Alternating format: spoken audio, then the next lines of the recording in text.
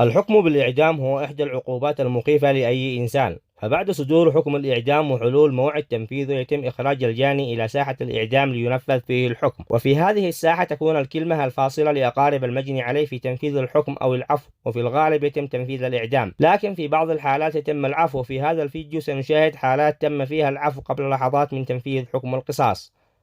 ففي محافظة مأرب تنازل شيخ قبلي عن حقه في تنفيذ حكم الإعدام قصاصا من قاتل ابنه، والذي كان مقررا تنفيذه في نفس الوقت لوجه الله واحتراما للحاضرين من مشايخ ووجهاء وقادة عسكريين من جميع أبناء القبائل اليمنية الذين وضعوا خناجرهم ورمز القبيلة اليمنية طلبا للعفو والصفح من الجاني لوجه الله. وكان الجاني قد أقدم على قتل زميله الشاب قبل سنوات. أنا معلن العفو عنه.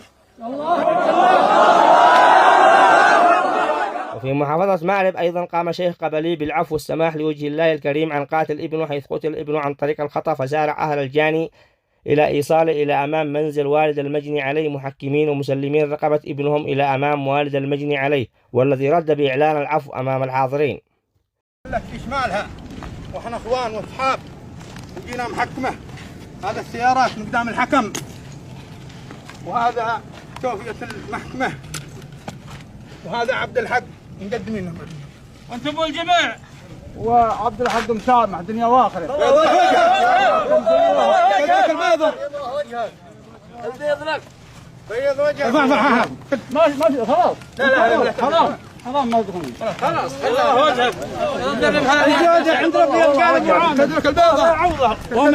وفي محافظة مأرب وبعد مناشدات أطلقتها والدة الجاني واعتصام نفذته عند قبر المجني عليه مطالبة بالعفو عن ابنها، وفي يوم التنفيذ عفى الشيخ القحاطي عن قاتل ابنه بعد أن صدر حكم قضائي بإعدام الجاني. أنا سامح هذا ربيع بوجه الله الكريم.